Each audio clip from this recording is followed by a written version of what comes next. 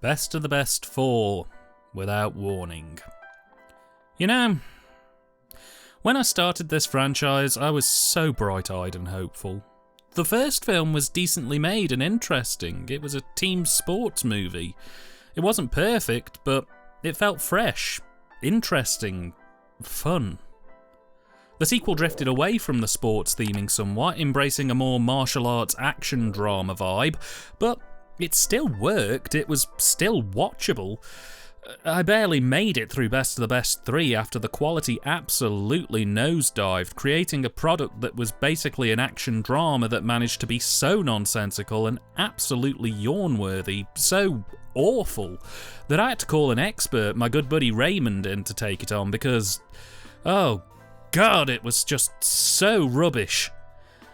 And so, we arrive at Best of the Best 4, a film that, well, to me, it's at least a bit better than 3, but it seems to have swapped active irritation for just numbness.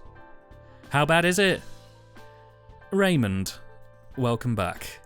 Hello and thank you for having me back on the channel. Oh, hold on, that's my Tinder profile. There I am. I review tons of different movies on my channel. Everything from obscure, forgotten horror movies to Lifetime movies to the 8th Blood Fist movie. Basically stuff you're not interested in and have never heard of.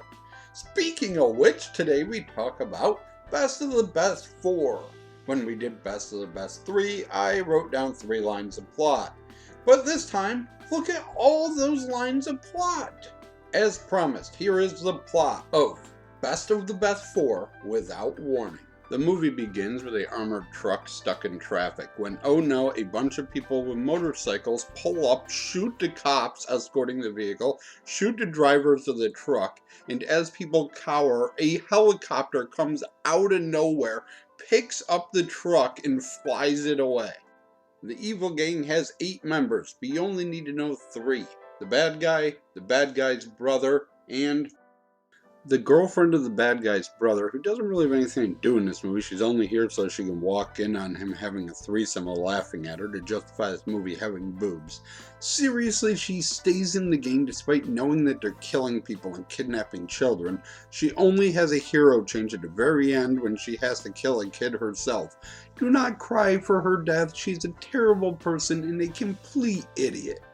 So what did the bad guy steal? A bunch of paper? No, it's actually blank stock for the brand new $100 bill that the American Mint was printing at the time. Shocking the hell out of this hacker.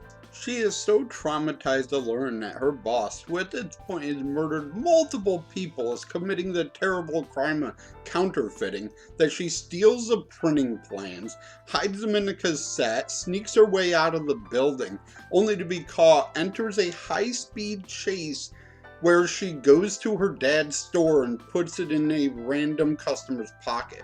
That customer is famed martial artist Tommy Lee from the first 3 movies. We saw him earlier training police in hand-to-hand combat with a cop played by Ernie Hudson shows up and argues guns are better than knives. They argue to a draw when Ernie points a gun to Tommy's head and Tommy points a knife to Ernie's crotch. Back in the convenience store, it kinda looks like Tommy was right as he easily beats up the motorcycle riding goons that had been chasing the hacker, until he throws one directly on top of a gun which he uses to kill the hacker and shoot her father. In an insane scene, the dad is later killed with golf balls. Tommy finds the cassette in his pocket, not knowing what it is, but thinking that may be important, hands it over to a cop friend of his, who, oh no, turns out to be dirty. Tommy is forced to kill the cop, and Ernie Hudson declares him public enemy number 1, to the resounding, "I don't think so," of his fellow officers. I can't believe it was Tommy Lee. It makes 0 sense. Listen to me, rookie. Jarvis and I give him 15 years to this force while you were masturbating on the laundry section of the Sears catalog. After a confrontation with Ernie Hudson, Tommy calls Sarah, the name on the cassette, but instead of the black actress playing her, bad guy's brother's girlfriend shows up pretending to be Sarah, drugs and kidnaps him. Tommy, of course, escapes, but during his escape, inexplicably locks himself in a room where he fights either 4, 5, or 6 people depending on the camera angle. Tommy escapes the bad guys, saves his daughter with the help of bad guy's brother's girlfriend's sudden change of heart, and is able to track down bad guy and his brother, blowing up their escape plane. End of movie. Thank you so much for coming back to save me on this one, man. I honestly don't think I could have done this without you. So, as a cards on the table moment here, I honestly don't know how to feel about the script for this thing. The last film gave me strong feelings of guttural hatred towards it. I was frustrated with its structure, its weird power scaling of Tommy, its choice to portray the racists the way they did. The whole thing felt annoying to me. This film, it's probably one of the most bland and generic scripts I've sat through in a long time, and the handful of moments that did invoke a feeling from me were largely negative. I don't know honestly what's worse, feeling a strong dislike towards something or a peevish total non-interest because of how bland and uninteresting the thing is. Philip Ree, when interviewed about the film, commented that he basically only took the job of writing and directing this picture because the Weinsteins offered him a ton of money to do it, and that in hindsight he regretted making it. I can honestly see why. What we have here is 90 minutes of flatly paced, rigidly 3-act structured, bland storytelling that amounts basically to a runaround between Tommy and a group of Slavic gangsters trying to recover a microdisc. A dated plotline for 1990, let alone 1998. At that point, this kind of storytelling was positively ancient. Tommy's character here has been almost completely whittled away to nothing. He's gone from being an emotional powerhouse who's nice until it's time not to be nice with an underplayed charismatic streak, to being just an emotionless slab who only gets angry when the script remembers he has things to be angry about. At no point does it feel like he actually genuinely cares about the seriousness of the situation. The gangsters are also equally bland and generic, with only Yuri, the little brother of the head of the operations, getting anything resembling a character profile that isn't just the nefarious Russian sorts. The script introduces plot points as if they're going to be important and then never really addresses them. They give Tommy a dead wife whose only function seemingly is to act as a MacGuffin to force Tommy to bake a cake for his daughter. Seriously. They bring in a friendly shopkeeper who Tommy's known for years just to act as a MacGuffin to get the microdisc to him, and then they kill both him and his daughter off for literally no reason. At one point, Tommy gets drugged by one of the agents working for the Russians, who Tommy thinks is a good guy. They imply briefly some flirtation, maybe even the startings of some kind of a relationship, which got me thinking she may change sides in the 3rd act, but nope. They drug him, including a weird trippy drug scene which again comes out of nowhere and doesn't add anything to the main plot, and then seemingly they forget they ever raised the romantic implications at all, just having her be a generic baddie for the rest of the movie they're in. That same woman is then also tied into a hinted at relationship with Yuri, which never really gets developed either beyond 2 scenes. One in which he presumably shags her in the traffic control room near the beginning of the film, and one near the end of the film where she walks in on him having a threesome with some Russian floozies. Neither of which are elaborated on, I might add, and in the 3rd act, when she gets killed in one of the stupidest ways I've seen in a movie like this for a while, Yuri gives not one fuck. It's hard enough to get an audience to emotionally invest in your characters when you're actually trying. It's impossible to do that if you don't even care what your characters think of each other. The whole thing seems to swing violently between not knowing if it wants to be a gritty and serious action thriller or whether to throw a bit of hammy OTT-ness in there. And it tries both and ends up achieving neither. It's flashy, but the stupid moments undercut that gritty realness. It's hammy, but the gratuitous gore, more on that later, means it can't really hit that sweet spot of silliness that these kind of films can do so well. My personal biggest gripe is how they decided to end the movie. I'm gonna spoil this, I don't care. With the baddies on a plane full of stolen money speeding down the runway, all but guaranteed to get away, Tommy grabs the bomb with only 4 minutes on the clock, hops into a fire engine and speeds off down the runway after them. Not only is the fire engine able to outrun a speeding aeroplane on the midst of takeoff, but Tommy has enough time to speed past it by such a margin that he's able to get out, get into the fire engine's cherry picker, extend the picker to its highest setting, and have enough time to figure out the precise strength, angle, and height he'll need to throw the bomb to get it to land inside the cavity where the plane's landing gear is, exactly at the point that the baddies pull the landing gear up, and in just enough time for the bomb to go off just as they're flying over a beach. When that happened on my initial watch, I literally verbally shouted, "Oh, fuck off." What an absolute load of bollocks this film tries to shove off onto its audience. It's honestly quite unbelievable, and frankly one of the worst endings to any of the films in this franchise. I mean, say what you will about Best of the Best 3, at least the ending could have theoretically happened. It's not all bad. There's a decent bike chase scene in the third act that impressed and had some decent explosions. There's a decent fight scene at the gangster's house where Tommy stumbles in on a group of the Slavic's wounded henchmen recuperating from a previous Tommy attack, leading to an extended fight in which the bandaged and poorly henchmen Tommy has already taken out get beaten up again, but this time with sticks. But outside of that, this thing's just a totally forgettable slog, honestly. Even the dialogue isn't all that interesting. There's no real quips, no memorable exchanges. Anything notable here is really more in the delivery, and what lines have been written are stilted, overly wordy, and only really serve to try and push the film to 90 minutes rather than giving the plot any kind of meaningful progression or bounce. It's just such a dull experience to make it through. 90% of the movie is Tommy wandering around a city, calling people, and the rest is the Russians sending people after Tommy, who takes them out with no effort. That's literally the whole movie, barring the fucking aeroplane bollocks. I agree with a lot of what you said. This movie's way too strict about its 3-act structure. The bad guys show up, determine their plan, an outside force interferes, leading to a battle between good guys and bad guys, and then a final conflict to determine a winner. Unfortunately, that's pretty much the entire movie that the script cares about. He does have a 6-year-old daughter, not sure how that happened because the last movie was 4 years ago, but he has a dead wife and a daughter, but they don't really factor into the movie. No, he's not even trying to save his daughter. His daughter's not kidnapped until seconds before he gets there. She's safe with a priest sitting in a church hanging out. He's only running because he's being chased. If they had just said, "Hey, the CD's in the cassette, give it to us," he fucking would've. We know that because he doesn't care about the death of these people shot right in front of him, because he grabs the flour and eggs off the counter, steps over the dead bodies, and goes home to make a cake for his daughter. He's making the cake when the bad guys show up and attack him. He doesn't care about these people. The only character in this movie that the script seems more confounded by their existence than dead wife is bad guy's brother's girlfriend.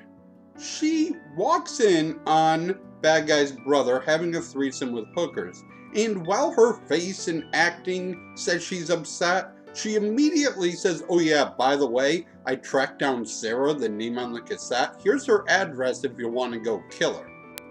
I've tried to record this part 14 times. It makes no sense. Okay, she pretends to be Sarah, the name on the cassette, to kidnap Tommy. But she looks nothing like Sarah, so we know she's not Sarah. Even if we didn't remember that she was bad guy's brother's girlfriend, we know she's not fucking Sarah. But then she goes, pretends to be nice to Tommy like she's gonna help him, making the audience think that maybe she's turned on the bad guys. But if she's turning on the bad guys, why would she pretend to be Sarah? Why wouldn't she just say, "Hey, I'm Katrina, I'm helping you now"? So it just triple doesn't make sense. And I pulled my hair out trying to record this part.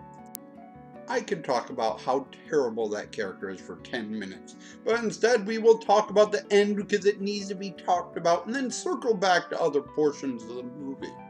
Okay, so as was stated, Tommy chases down the plane in a fire truck, is able to overtake it, stop in front of the plane, hop up in the cherry picker, elevate himself almost up to plane level. They're able to clear him, and he chucks a duffel bag full of bombs into the back of the plane. And at this point, the bad guys almost Scooby-Doo it, and they're like, "What was that he was holding?" "Oh, that's just bombs." "Bombs? Oh no! Jinkies!" What the hell movie? let's circle around to some of the don't give a damn that the script of this movie seems to have. Okay, so this is best of the best four, right? We need a fight scene. How do you do that when the good guy has no motivation? His daughter has been kidnapped, doesn't give a shit about any of the dead people.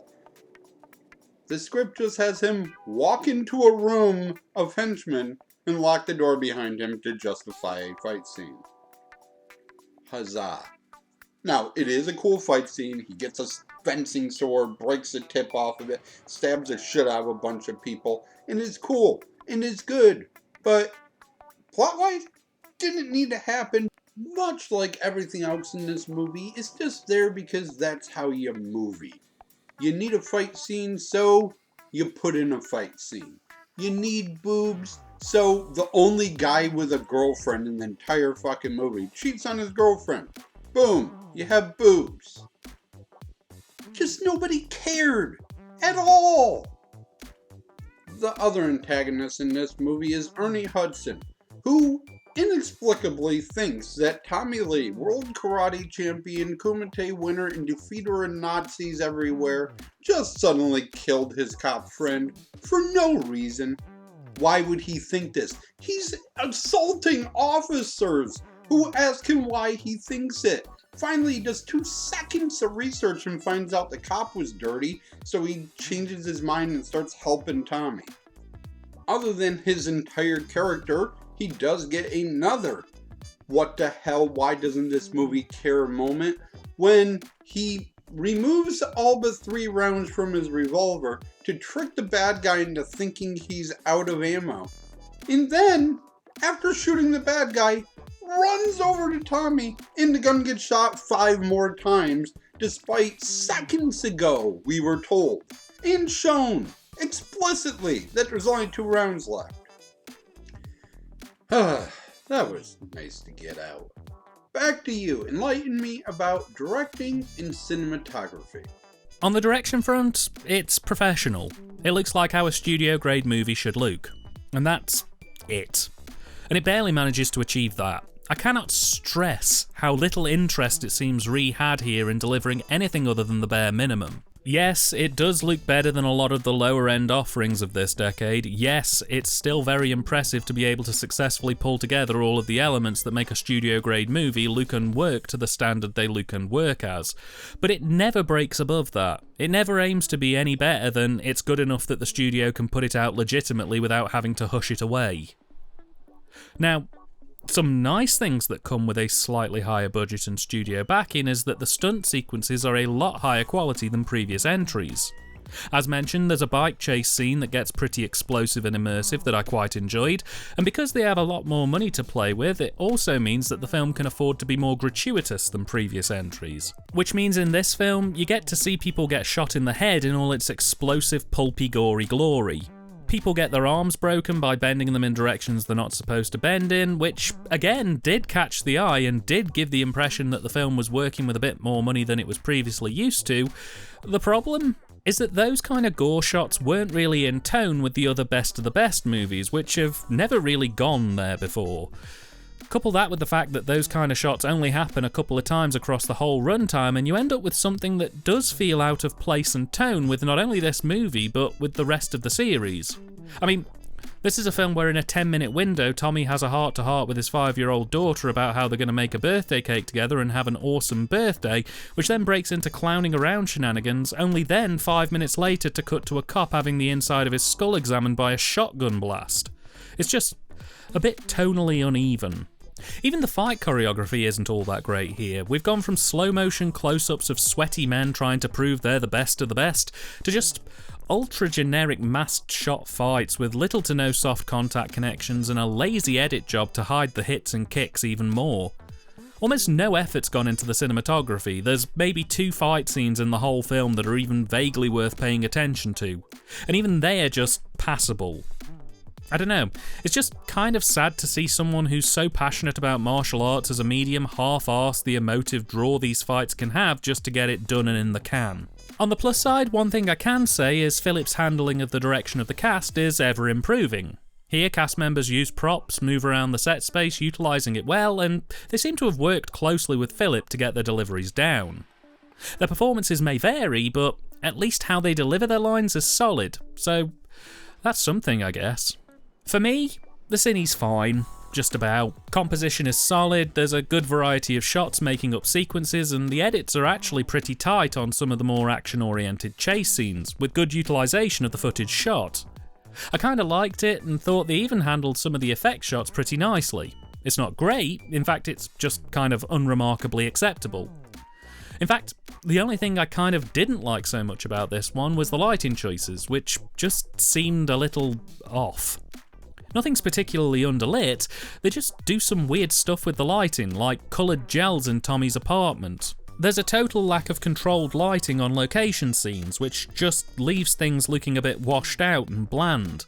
There's chiaroscuro implemented in places that just don't really need it, and in the places that really would have benefited from chiaroscuro, they just went for flat lighting that doesn't really do anything other than show our cast moving about. It's a real shame, honestly, because I think the Cine is probably this film's strongest element, and they've just kind of fumbled it a bit in the one place that could have taken them from good to great. Performance-wise, there are two noteworthy performances here. One is Ernie Hudson, who plays Detective Gresco, a role that absolutely caught me off guard because Hudson's largely known for playful, charismatic and sarcastic roles. But here, he's playing out of type as an abrasive, aggressive and no-nonsense detective who's a bit of a dick to everyone he comes into contact with. And over the course of the film, as he falls into the circumstances that play out, he softens up, ending the film in a more typical role. I loved him in this, and I find it astounding that no one else has given him roles like this since, because I think he absolutely aces the part and genuinely brings some of the best moments of the film to the surface with his portrayal. He's fab. The other is Thur Reifenstein as Yuri Slava, who brings a more than unhinged menace to proceedings and arguably has some of the best screen time in this thing. He's animated, grandiose, a little hamtastic, think Boris in GoldenEye and you're not a million miles from home. He puts 50,000 volts up this production like you wouldn't believe. It'd honestly be a poorer offering without him. The rest of the cast are on autopilot, with Ree himself as Tommy bringing a very disappointing turn to proceedings. He struggles through the script, gives almost none of the energy or passion that he did in previous entries, and at times gives readings that feel like he's barely even remembered his own script. It was very underwhelming. And while the supporting cast members bring just about acceptable performances to the table, they're so underwritten and lacking character development that you might as well have 6 to 10 balloons with faces scribbled on them for all the interest they actually put into the role. It's terribly disappointing, honestly. When looking through the cast of a movie, I like to find actors and actresses that didn't do anything in this movie, but have tons of credits elsewhere. Most of the people in this movie are just credited as martial artists and have done dozens of identical underground Fight Club movies. But there are two standouts. One of these two guys, not sure which, is credited as Cop Number 2. It is Terrence Stone, voice actor with 150 IMDb credits ranging from the video games World of Warcraft, Dynasty Warriors, and The Innkeeper and Hearthstone, along with anime roles in Bleach, Naruto, X, and the cartoon Scooby-Doo. And of course, I had to look up Yuri's Hookers, since we talked about the insanity that scene is even in this movie so much. One of the girls is Shauna O'Brien, who has 51 mostly softcore porn credits on IMDb, including the television series Emmanuel 2000 and The Escort, pictured here, where she has an insane revenge plot to set a woman up for murder because in high school the woman outed her sister as a lesbian, causing her suicide. Wasn't that the revenge reason in Oldboy? And finally, the soundtrack.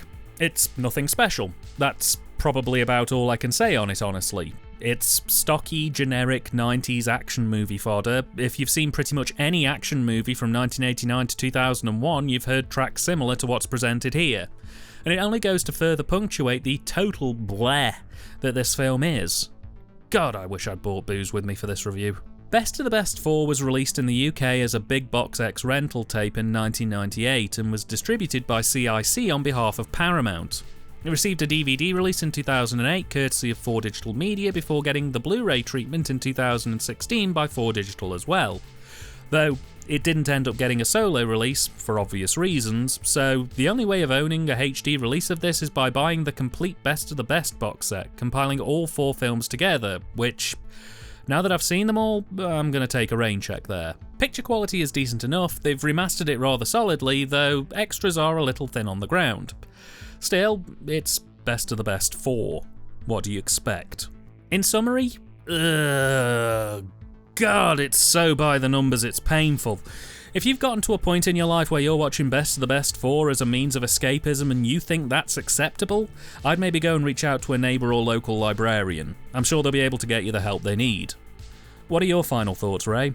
Overall, well, coming off of the third movie, I expected this to be a shit show.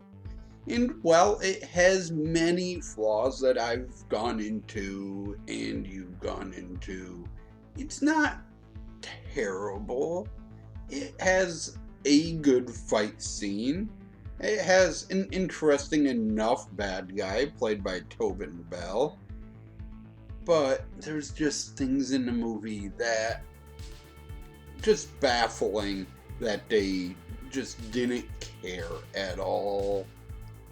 It's just a lack of care on the part of the filmmakers. When you have a lead actor also write and direct a movie, if they don't care, it shows, and in this case, it showed. Thank you so much again, man. You've honestly really helped me out here. You've made a painful watch somewhat more manageable. Anyway, it's a pleasure as always having you on, and for the folks at home, where can they find you and what have you got coming up? Coming up, I have Australian monster movie and a ripoff of The Burbs. So we'll see how they go. Check out my channel. Thank you for having me on once again. At least it was better than the last movie. And as always, I shall try to do better next time. Goodbye. Wait, an old boy, I think she was having sex with her brother, and that's why she committed suicide. Or was that the remake? She's very sleepy and didn't want to be in the video. But she's a dog, so she doesn't get to choose.